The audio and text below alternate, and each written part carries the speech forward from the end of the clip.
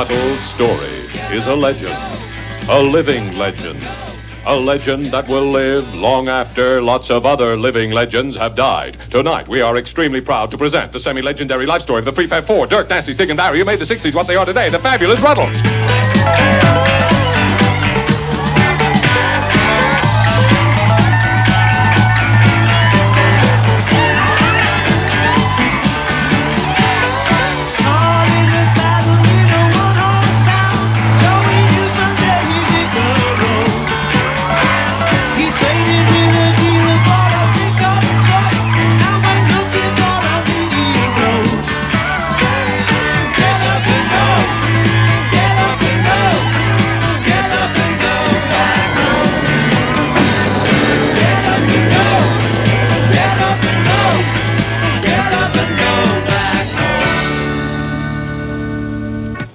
From these streets, very close to the cavern Rutland, came the fabulous Rutland sound, created by the Prefab Four, Dirk, Nasty, Stig and Barry, who created a musical legend that will last a lunchtime. They were discovered by their manager, Leggy Mountbatten, in a lunchtime disco very close to these streets. Their first album was made in 20 minutes. The second took even longer. Tonight, we examine the legend of the Rutles. We look at their lives, their loves, their music. We examine some of the problems that made them what they are today. And we shall also be asking some of the people who worked with them whether they were really the sort of lovable people they were made out to be. We shall be asking many people who knew them what they were really like. When I fell for you, I didn't need a shove. Now that we are two, it all adds up to love, love life, make up your mind, love life in your own time, love life, hey, little, got little, baby in the middle, I feel rich, I feel full, I'm in doubt, I feel sure, I like love, I must feel love. Time goes by as we all know, naturally. People come and people go, naturally. Let's be natural. Ever since the world began, let's be natural. Every woman, every man, let's be natural. As followed nature's plan, let's be natural.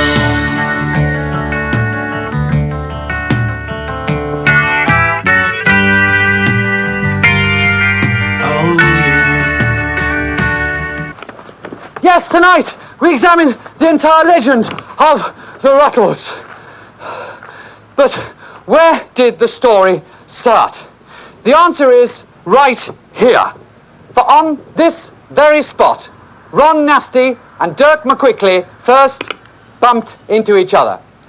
At this precise point, just a few feet back here, Ron Nasty invited Dirk to help him stand up. Dirk, merely an amateur drinker, agreed. And here, well, a few feet back there, a musical legend was created. They were soon joined by their guitarist, Stig O'Hara, a school leaver of no fixed hairstyle.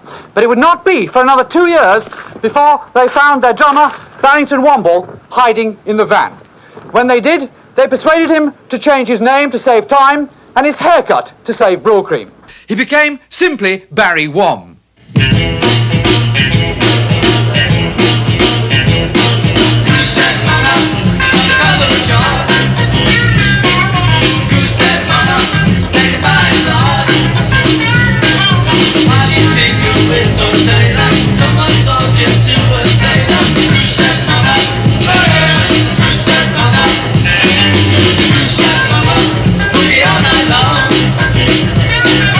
Who's that mama? You can do no wrong.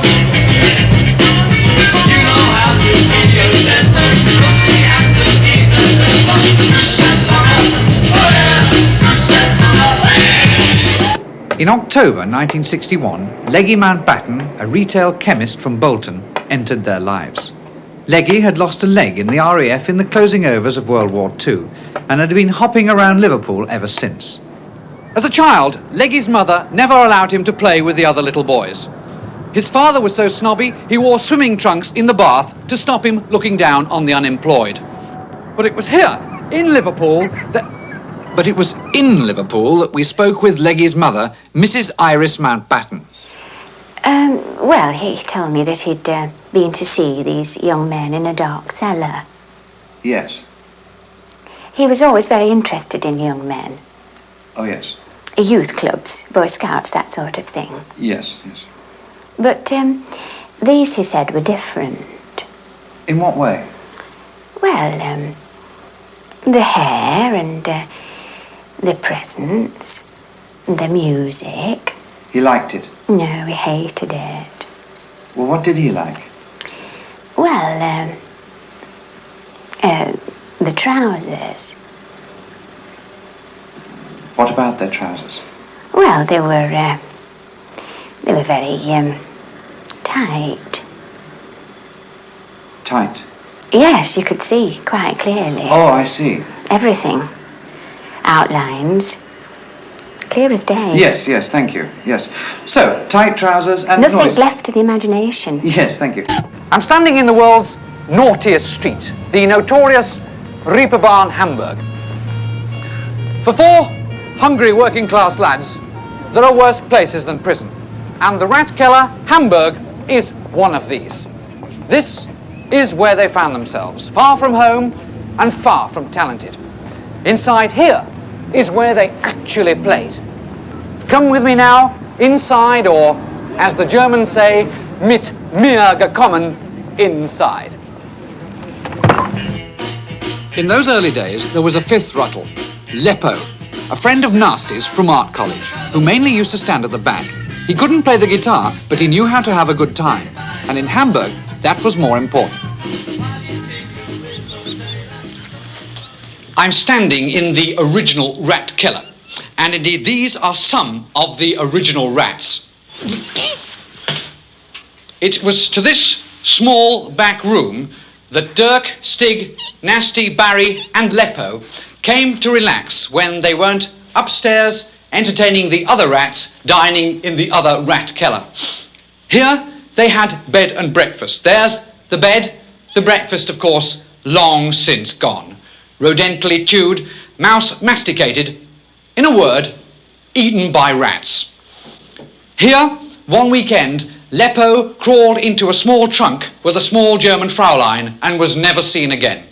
Incidentally, Ratkeller means literally, in German, cellar of rats.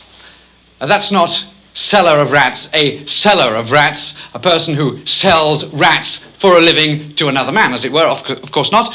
That means a cellar full of rats. Indeed, one might say that this was a cellar full of rattles. In October hello? Oh dear, there's a rat up my leg. In October 1961, Leggy was busy hopping round London trying to sell their tapes. Well, one day this rather odd chap hopped into the office. He'd been to see virtually everyone in the business and been shown the door. He asked to see my door, but I wouldn't show it to him. Instead, he showed me the photographs and tapes of the Rutles.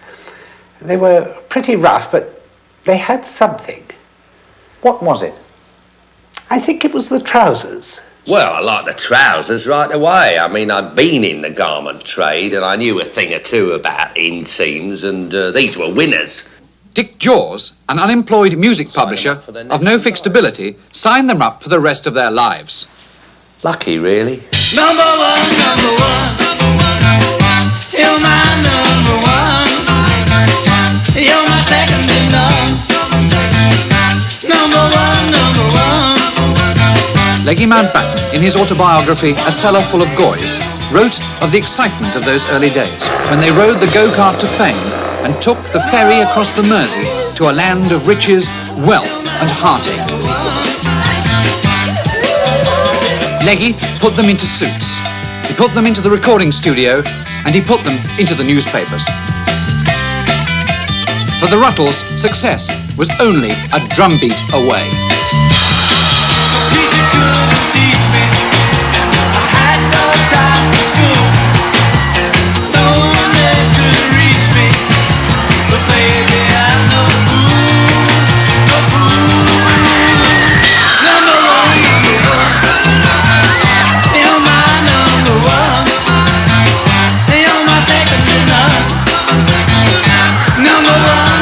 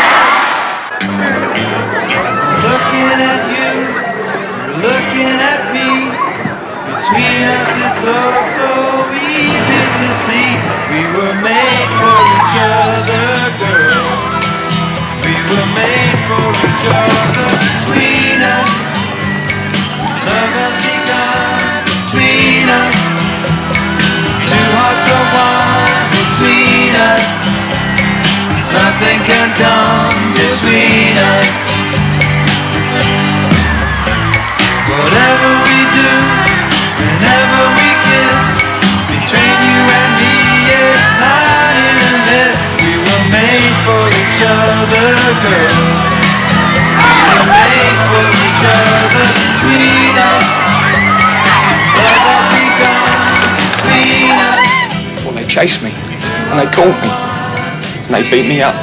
Who did? Those little girls. And one of them screamed in my ear. Nothing can come between us.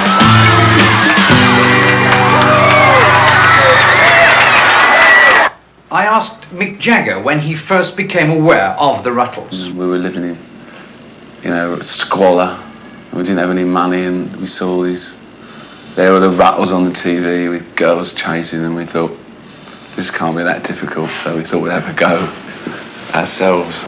What's your ambition? I'd like to be a hairdresser, or two.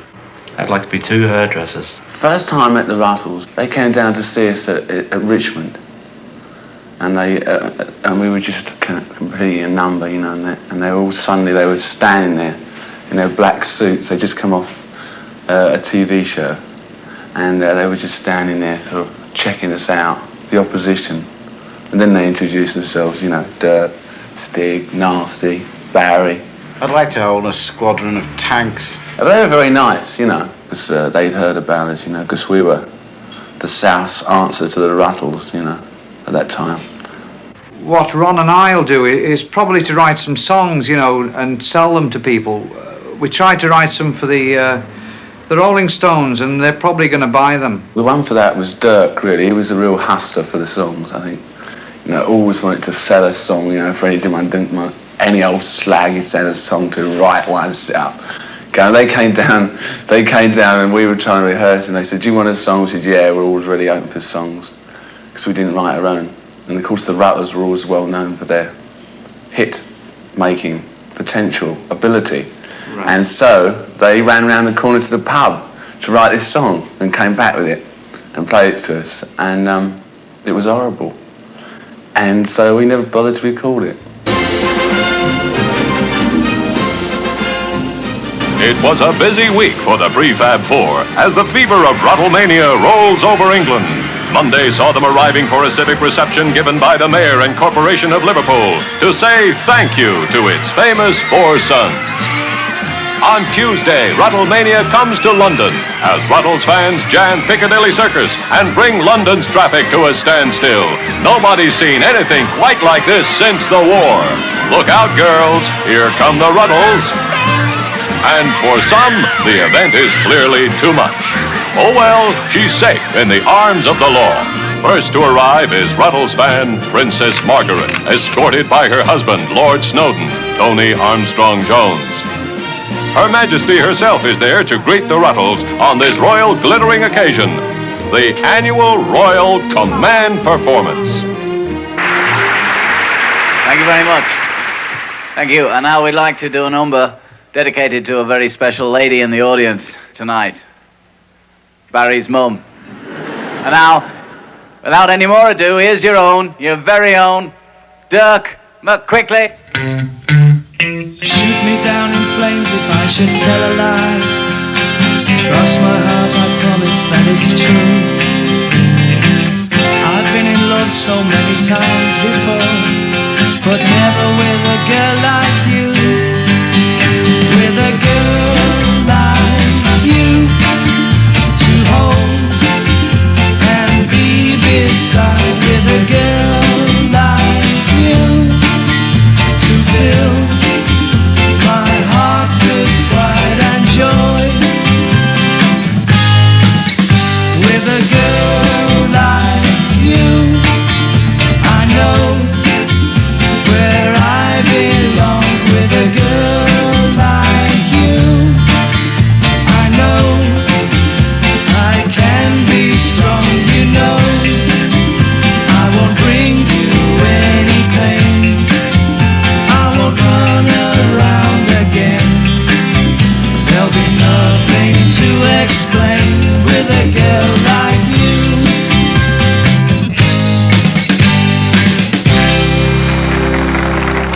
The Queen, too, is a Rutles fan, and she enjoyed the performance so much that on Wednesday they went back to her place to receive MBEs. Well done, lads. England's proud of you. It must have been a great honour meeting the Queen. Yeah, it must have been. What did she ask you?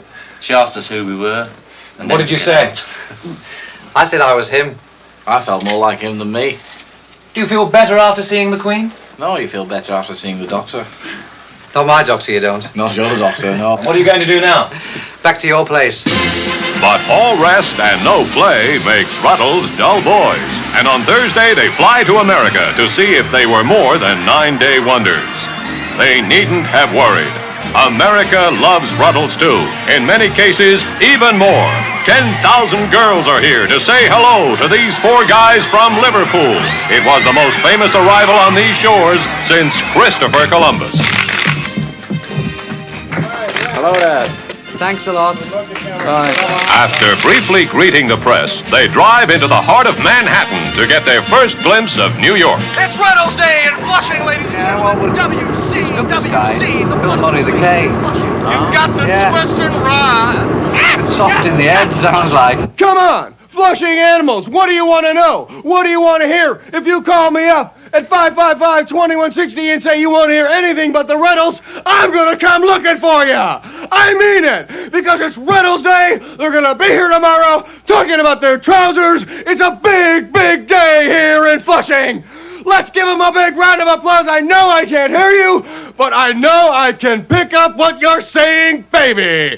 The scene is here in Flushing. The whole world's eyes are on Flushing because the Prefab Four are coming to town tomorrow to talk about their trousers. Well, I don't know about this. Do you know about this? No. New York City. And then it's back to the hotel for a bit of fun and games.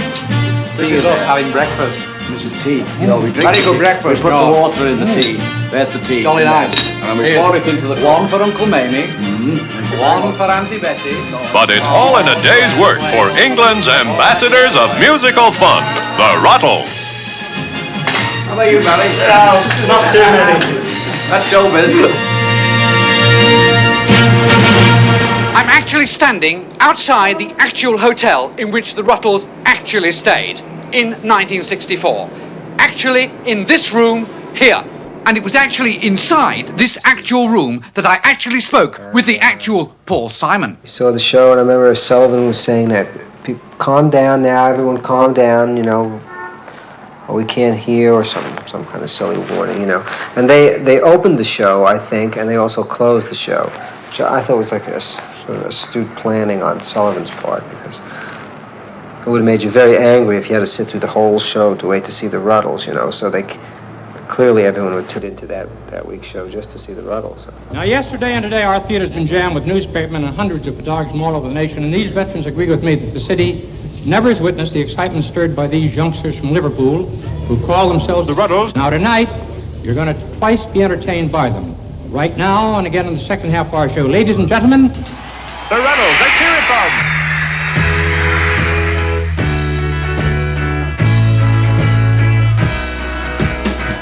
I'm not the kind of guy who likes to play Big Brother, but I just seen your date outside his bed.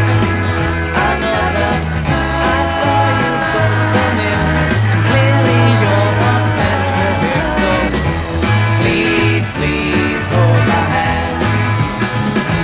Hold my hand, yeah, yeah. Hold my hand, yeah, yeah. Hold my hand and I'll see you home. I want to tell you I'm in love with you completely. I'd like to take you far away from here discreetly. Our love was meant to be, and darling, it's a certainty. Oh, please, please hold my hand. Hold my hand, yeah, yeah. Hold my hand, yeah, yeah. Hold my hand and I'll see you home. Hold my hand, yeah, yeah. Hold my hand, yeah, yeah.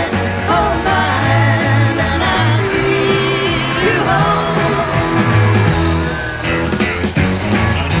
yeah, yeah. Hold my hand, yeah, yeah. Hold my hand and I'll see you home. Hold my hand, yeah, yeah. Hold my hand, yeah, yeah. Hold my hand and I'll see you home.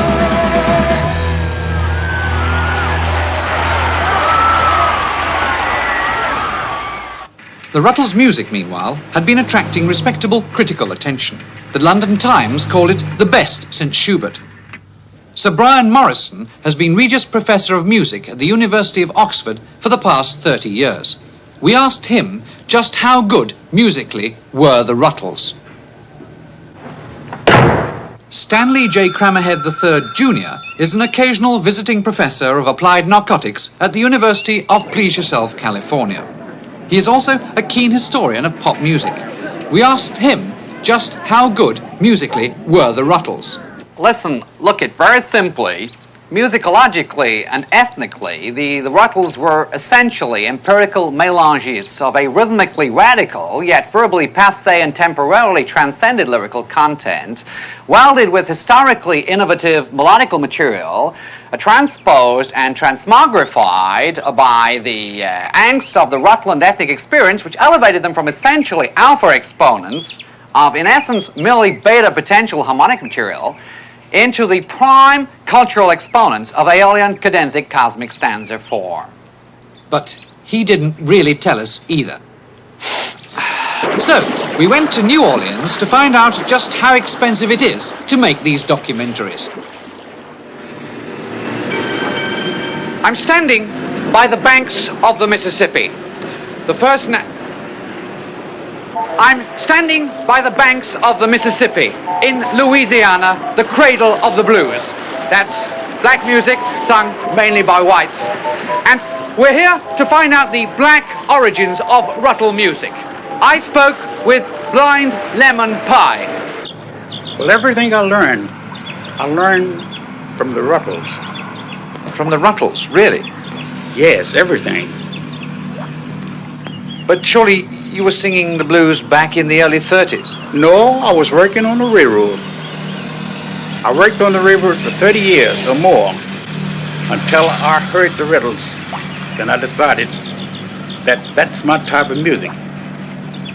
I'm going to leave the railroad, and I became a musician. and I've been starving ever since. So, where did Ruttle music originate? Next door. Next door? Next door to Ruttle and Orange Peel. Yes, sir. I originated the Ruttle. They got it all from me, every single bit of it. Well, how do you mean? Well, sir, they come here and they took everything they ever written. Those 4 guys from Liverpool came here. He's lying. I ain't lying. He's always lying. I ain't lying. Every time there's a documentary on white music around here, he claims he started on. I did. Last week, he claimed he started the Everly Brothers, Frank Sinatra, and Lawrence Welch. I did. He's always lying. Well, we seem to be rather wasting our time here in New Orleans, despite the expense. Still, pretty, isn't it? Nasty had written and published a best-selling book, Out of Me Head. Only one media remained unconquered, the cinema. In 1965, A Hard Day's Rut changed all that. I feel good, I feel bad, I feel happy, I feel sad. Am I in love? I must be in love. I feel rich, I feel full, I'm in doubt, I feel sure. Am I in love? I must be in love. Any time of the day I can see her face when I close my eyes. She's a dream, she is real, can't explain how I feel. Am I in love? I must be in love.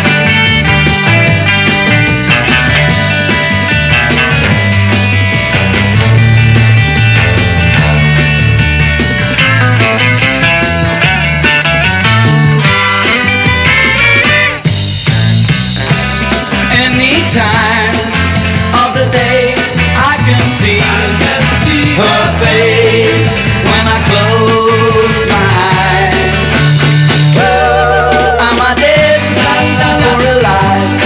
Can my full heart survive? Am I in love? I must be in love.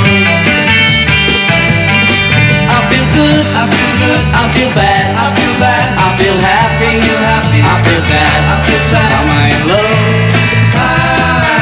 I must be in love. I must be in love. I must be in love. I must be in love.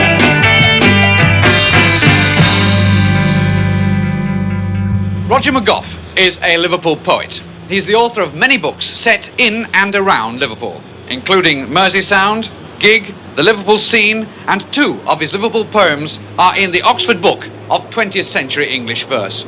He was born in Liverpool, attended school in Liverpool, was even married in Liverpool, and his football team is, of course, Everton. He's a member of the Scaffold, a light comedy group who played the Cavern during the early 60s. And during those incredible years, he lived, wrote, loved, watched football, and drank in Liverpool. Roger, did you know the Rutles? Oh, yes. Roger McGough, Liverpool poet, writer, author, humorist, bon vivant, and a man who knew the Rutles.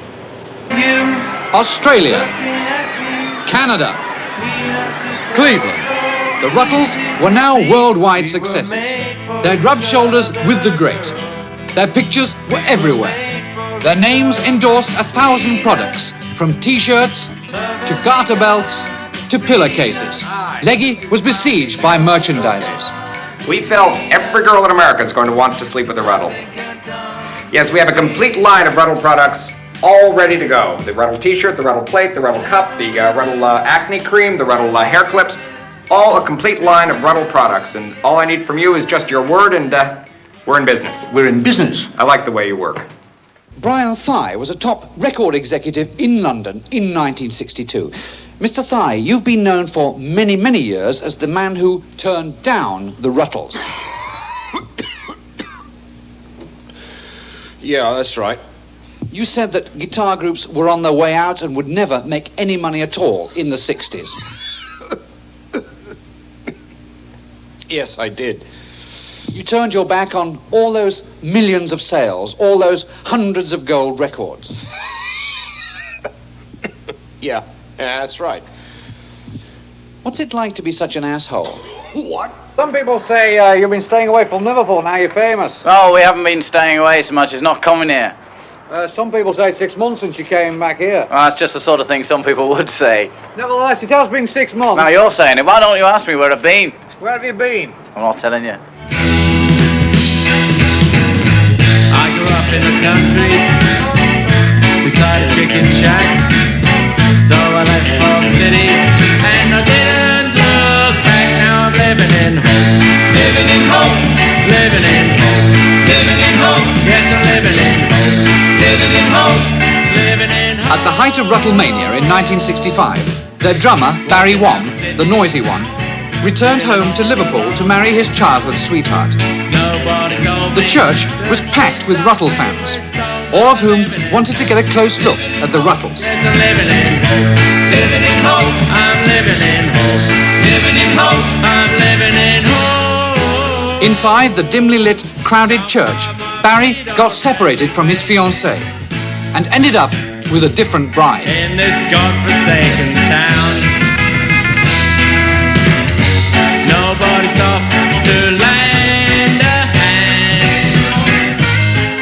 In the confusion, Barry's bride-to-be, 23-year-old butcher's apprentice Brenda Lyola, was accidentally married to a party of Scotsmen from Hull, inspiring Barry's haunting ballad, When You Find the Girl of Your Dreams in the Arms of Some Scotsmen from Hull. Barry was heartbroken, but when he looked up and saw who he'd married, he soon cheered up. Welcome back. And it's from Liverpool that we go immediately to London. Hello, London here. And it's from London that we go to Switzerland, to the Rutles' second movie, Ouch, filmed in colour, on location, very expensively, not in London. Ouch! You're breaking my heart. Ouch! I'm falling apart. Ouch! Ow, ow, ouch! When we first met, I must admit, I fell for you right from the start. I must admit, I fell for you right from the start. Now when we meet, all kinds of things, it seems to upset the apple cart. All kinds of things, it seems to upset the apple cart. Ouch! Don't desert me. Ouch! Please don't hurt me. Ouch! Ow, ow, ouch! What is this thing called love? Why do they say it makes the world go round? Oh, love, why do they say it makes the world go round? I can't explain the way I feel for you. My feet don't touch the ground. The way I feel for you, my feet don't touch the ground. Ouch! Don't desert me. Ouch! Please don't hurt me. Ouch! Ow, ow, ouch! When we first met, I must admit, I fell for you right from the start. I must admit, I fell for you right from the start. Now when we meet, all kinds of things, it seems upset the apple cart. All kinds of things, it seems upset the apple cart. Ouch! Don't desert me. Ouch! Please don't hurt me. Ouch! Ow, ow, ouch! Ouch! Don't desert me. Ouch! Please don't hurt me. Ouch! Ow, ow, ouch! Shea Stadium, named after the Cuban guerrilla leader, Shea Stadium. And it was here, in 1965, that the Rutles came, well, not here in the car park, obviously, but back there in the stadium, that the Rutles came in 1965 to a capacity house, a sellout. But the thing I remember about it is them running out in the middle of this field and you couldn't see them. There they were, like, you know, just miles away. There, is it really the Rutles? It might be somebody else.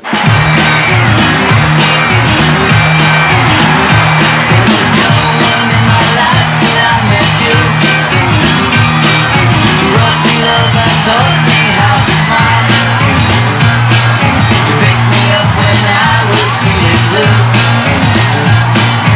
From now on, my future is worthwhile.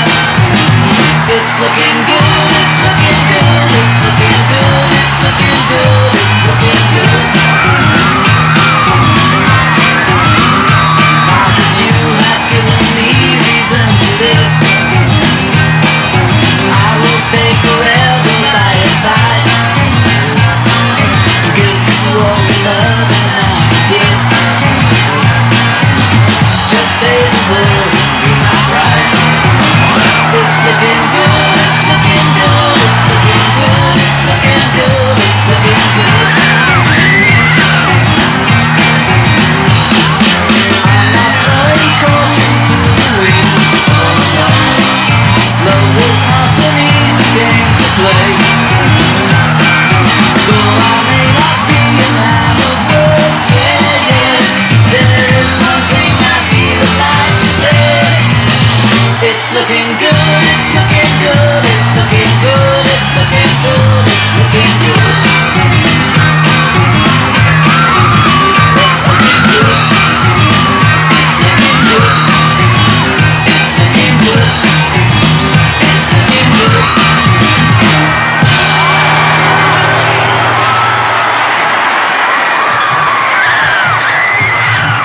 Again, can you hear us? You couldn't hear anything. How long did they play?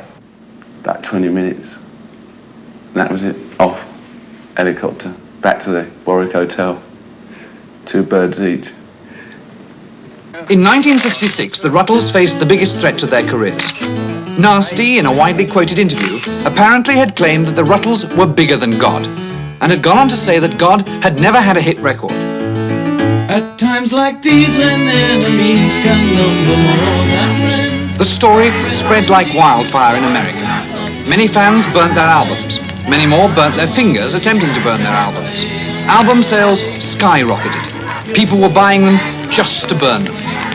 But in fact, it was all a ghastly mistake. Nasty, talking to a slightly deaf journalist, had claimed only that the Rutles were bigger than Rod. Rod Stewart would not be big for another 8 years.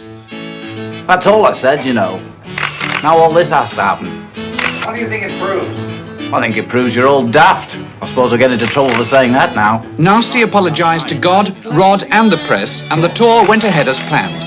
But it would be the Rutles' last. We'll be playing all the places where we're supposed to play, and we hope we can, bring a bit of, je ne sais quoi to America again.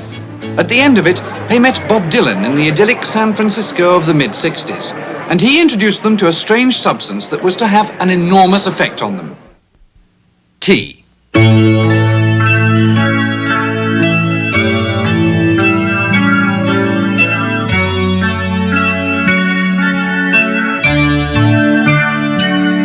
Despite warnings that it would lead to stronger things, the Rutles enjoyed the pleasant effects of tea, and it influenced enormously their greatest work, Sergeant Rutter.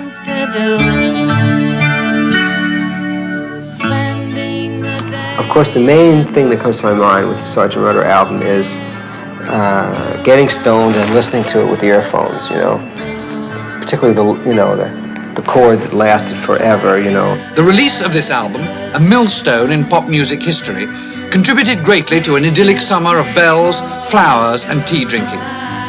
Its music led thousands to experiment with tea.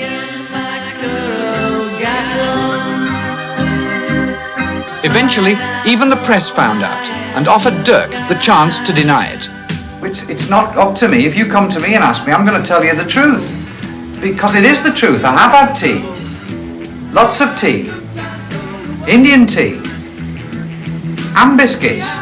Dirk's admission created a scandal. The press grabbed hold of the wrong end of the stick and started to beat about the bush with it.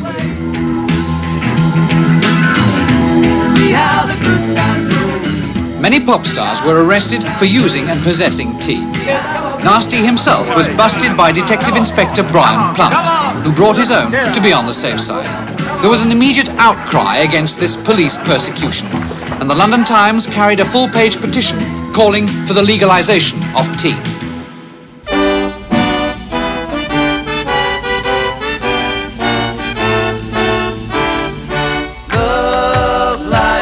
The Rutles, meanwhile, appeared live on TV before a worldwide audience of 200 million with a song that expressed the feeling of the age. Tea was on everyone's lips.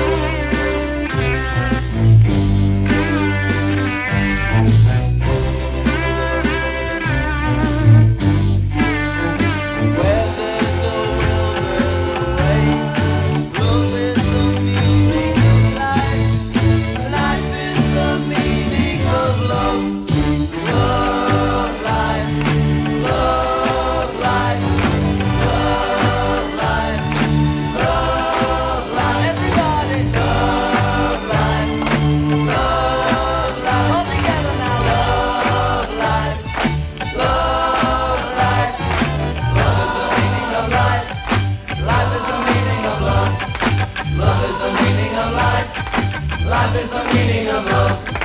Love is the meaning of life. Life is the meaning of love. Love is the meaning of life. Life is the meaning of love. Love is the meaning of life. Life is the meaning of love. Life is the meaning of life. Life is the meaning of love. A new form there, a slightly different form there of choral music with a slight difference. We'll be back with Prince Charles in just a moment. Love Life is in many ways the high watermark of their careers. From here, the sands of time ebbed, leaving them high and dry on the beach of time as the tide of history rolled relentlessly over them. For a start, Leggy Mountbatten was rapidly becoming a worry. Always emotionally involved with them, he had far less to do once they ceased touring. Of course, he had other artistes, the Machismo brothers, Arthur Hodgson and the Kneecaps, as well as the French Beach Boys, Les Garçons de la Plage.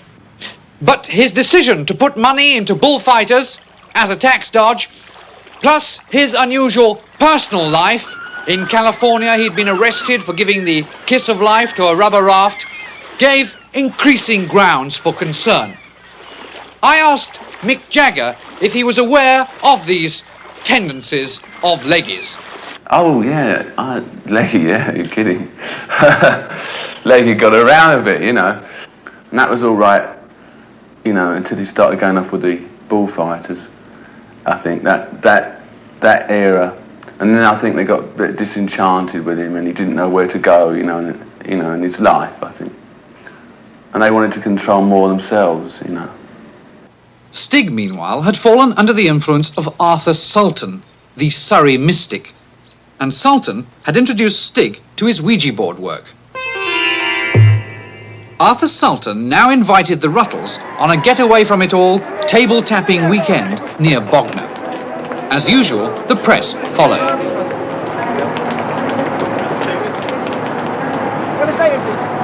The Bognor thing was really funny. The Bognor Express, they called it in the newspaper. Someone was very late, one of the girls, they're always late.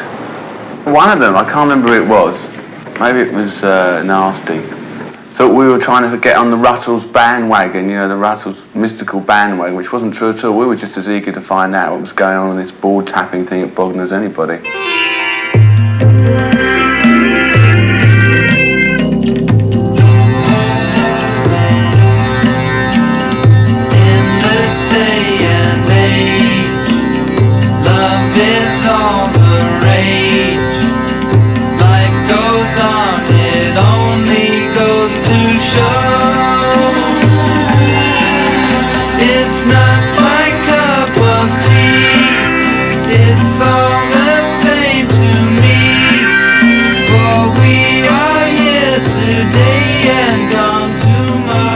While the Rutles sat at the feet of the Surrey mystic, fate dealt them an appalling blow. It was here that they learned the shocking news of their manager. Leggy Mountbatten, tired and despondent over the weekend and unable to raise any friends, went home and, tragically, accepted a teaching post in Australia. It was a kind of funny weekend, that. And then, of course, at the end of it, we found out that Leggy had gone off to Australia, which kind of put the mockers on the whole thing, really. It was a bombshell for the Rutles. They were shocked and stunned. Well, we're shocked. Yeah, shocked. Shocked. And stunned. Yeah, stunned. Very stunned. Did Arthur Sultan have any words of encouragement for you? No. Well, yeah. Well, yeah and no. He said that it took all sorts to make a world and that we shouldn't worry unduly about where he'd gone. You know, we shouldn't become covered with grief at thoughts of Australia.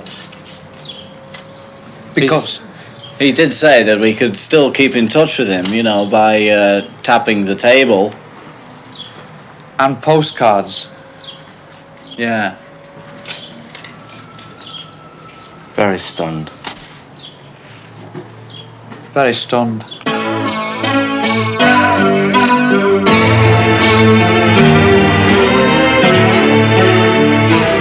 It's significant that their first major flop, the tragical History Tour, immediately followed the loss of Leggy. It was not the strongest idea for a Rutles film. 4 Oxford history professors on a hitchhiking tour of tea shops in the Rutland area, and it was slammed mercilessly by the press. Talk about it for some days. Talking knows when we can despise I can see. Hey, little, the cat in the middle, piggy in the middle, do-a-boo-boo, Bible punching heavyweight, evangelistic boxing kangaroo. Rang-a-dang-a-dang, conda, Donald Duck, a Mickey Mouse, even Pluto too. Hey, little, the cat in the middle, piggy in the middle, do-a-boo-boo. Stay calm, wish no we get full to sit.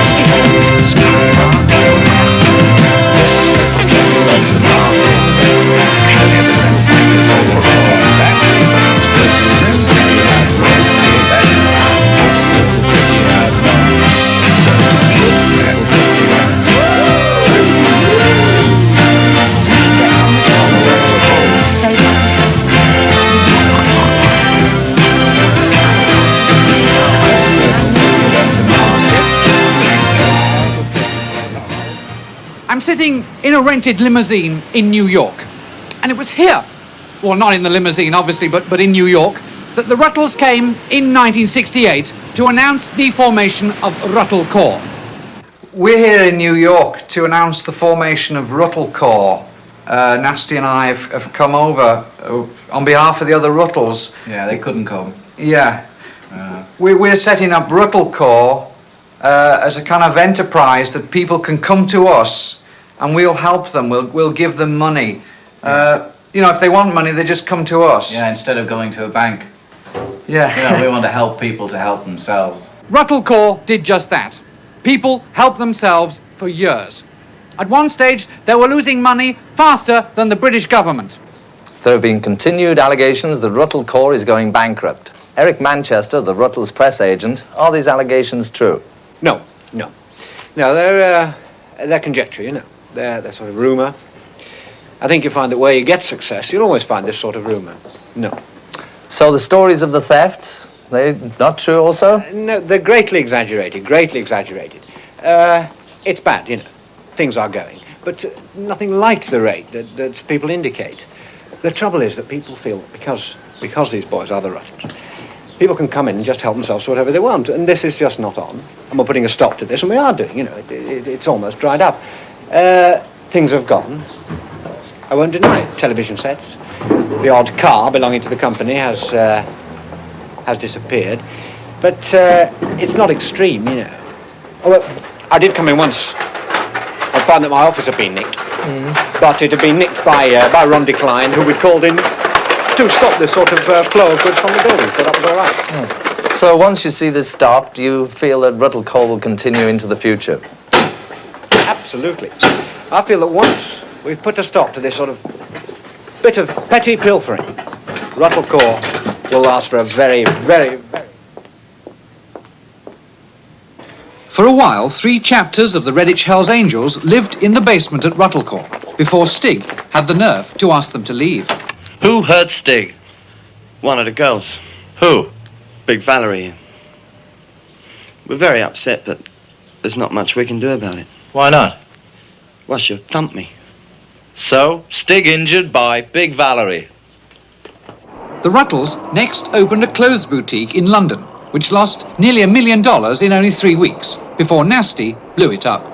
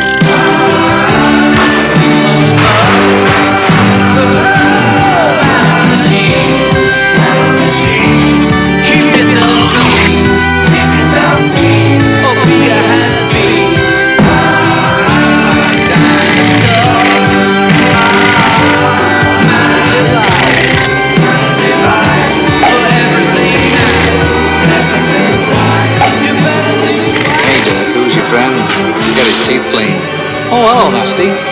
Hello, Gang. Oh, that's torn it.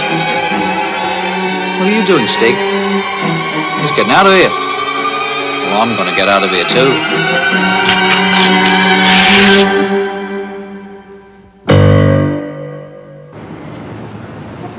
Personal problems now began to split the Rutles into smithereens. They would sing together, but they wouldn't talk. Pretty soon, they wouldn't even sing. By March 1969, things had got so bad within the group that both Dirk and Nasty got married. Well, not to each other, of course, to women. Dirk had become enamored of Martini, a French actress who spoke no English and precious little French. When they married in London, the service was conducted in Spanish, Italian, and Chinese to be on the safe side. Hugh, I love Hugh, I love. It's you I love. Today is our wedding day. For you always I will wait. G, B, D, E, F. D. D. D. D, D, D, D. D, D, D, D, da, da. D, D, D, D. D, D, D, D, D, D. That's nice.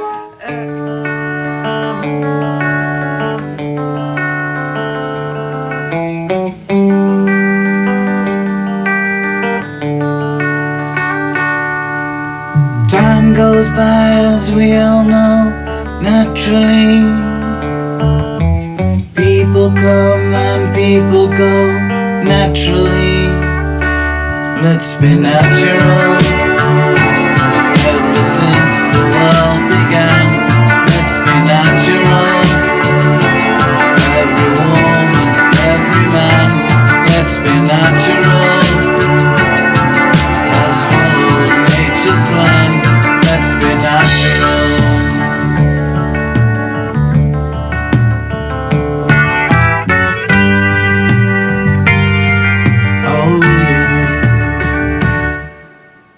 Nasty, meanwhile, visited an exhibition of broken art at the Pretentious Gallery, Soho. The art exhibits had all been dropped out of tall buildings and then put on display. Amongst the little piles of rubble, Nasty found the artist herself, Chastity, a simple German girl whose father had invented World War II. Chastity fascinated him with her destructo art. They talked all through the night as she outlined her plans to drop artists out of planes. Nasty adored her. They announced their engagement next day at a press conference held in his shower. What are you doing this for? We're doing this for peace and basically to show that the world is, going astray in its thinking. What are you doing? We are getting wet in a shower because basically we talked it over, Chastity and myself, and we came to the conclusion that civilization was nothing more than an effective sewage system, and so by the use of plumbing, we hope to demonstrate this to the world. Nasty and Chastity now plunged themselves into the art world.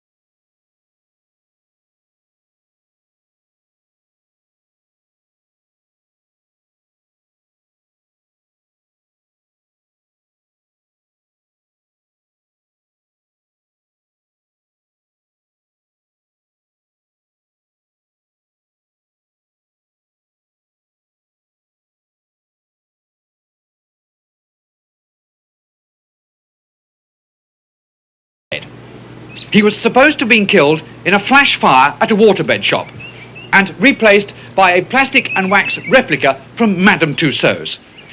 Several so-called facts helped the emergence of this rumour. One, he never said anything publicly. Even as the quiet one, he'd not said a word since 1966. Two, on the cover of their latest album, Shabby Road, he's wearing no trousers, an Italian way of indicating death. Three, Nasty supposedly sings I Buried Stig on I Am the Waitress. In fact, he sings E Burrestiano, which is very bad Spanish for Have You a Water Buffalo. Four, on the cover of the Sergeant Rutter album, Stig is leaning in the exact position of a dying Yeti from the Rutland Book of the Dead. Five, if you sing the title of Sergeant Rutter's only darts club band backwards, it's supposed to sound very like Stig has been dead for ages, honestly. In fact, it sounds uncannily like Denab Bulk Ilno Stretta Tenegris. Palpable nonsense. Stig was, of course, far from dead, although not, in fact, far from Isha. He had fallen in bed with Gertrude Strange, a large-breasted, biologically accommodating American girl whose father had invented the limpet mine. When they met, it was lust at first sight. Barry, meanwhile, had also spent a year in bed as a tax dodge.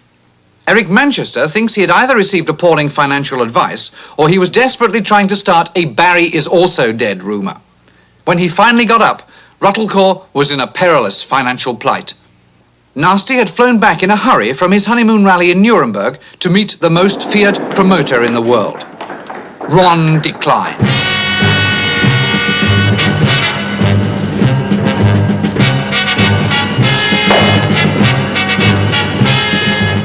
Klein had a reputation as a hard man. His only weak spot was dishonesty. Anyone was free to inspect his books, but no one could find his accounts. He struck terror into the hearts of his subordinates. People would commit suicide rather than meet him. In business, his left hand never knew who his right hand was doing. Nasty adored him. He was a man after his own wallet.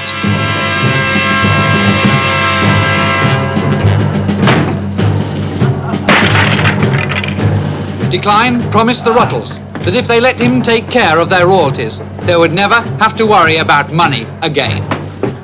Stig, meanwhile, was accepting the financial advice of Billy Kodak, whilst Dirk had invited Arnold Schwarzenweissen, Green and Brown and Bluenberger to handle his end of the name, and Barry was consulting the I Ching every 3.5 minutes.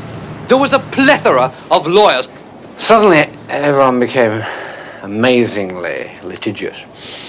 I remember I'd get up in the morning, sue someone, check in the papers I hadn't been fired, go to the office, sue someone, pick up the morning's writs, sue the bank, go out for lunch, sue the restaurant, get back in, collect the writs that had been received that afternoon, read the papers, phone the papers, sue the papers, and go home, sue the wife. You ask me, where's the money? Where's the money? I mean, I don't know where the money is. I've never been good with figures, you know that. I don't know anything about math. It was never my good subject. I don't know where the money is, but if you need money, I'll give you money. But this really surprises me. I'm really shocked. Because I thought we had something here a lot stronger than just business. I mean, you know, I love you more than I love my own family. I do. I want to protect you. I want to help you. I want to protect you from the outside world. Protect you from people like me, you know. And I think I'm doing a good job. At the final meeting, 134 legal people and accountants filed into a small 8x10 room. Only 87 came out alive. The black hole of Savile Row had taken toll of some of the finest merchant banking brains of a generation. Luckily, that's not very serious, but the Rutles were obviously self-destructing fast. In the midst of all this public bickering, Let It Rot was released as a film, an album, and a lawsuit. In 1970, Dirk sued Stig, Nasty, and Barry. Barry sued Dirk, Nasty, and Stig. Nasty sued Barry, Dirk, and Stig sued himself accidentally. It was the beginning of a golden era for lawyers, but for the Rutles, live on a London rooftop, it was the beginning of the end. 1, 2, 3, 4.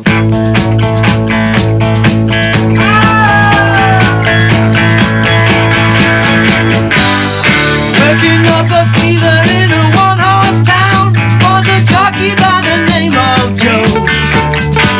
He didn't have a lot of what you might call luck, but he had a lot of get up and go. Get up and go. Get up and go. Get up and go back home. Get up and go. Get up and go. Get up and go back home.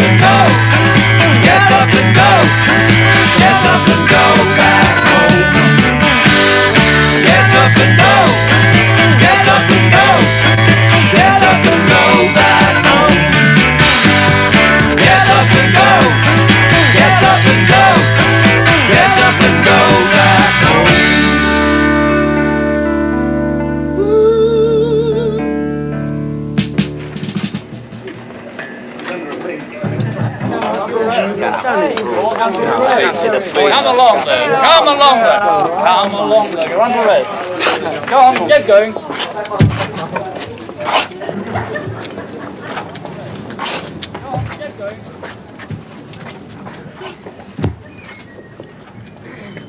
Like any of the other enormous popular music phenomenon, Sinatra and Presley and the Rutles, and then, so some people say, well, it's time every 10 years, who will be the next Rutles, I don't think there will be a next Rutles.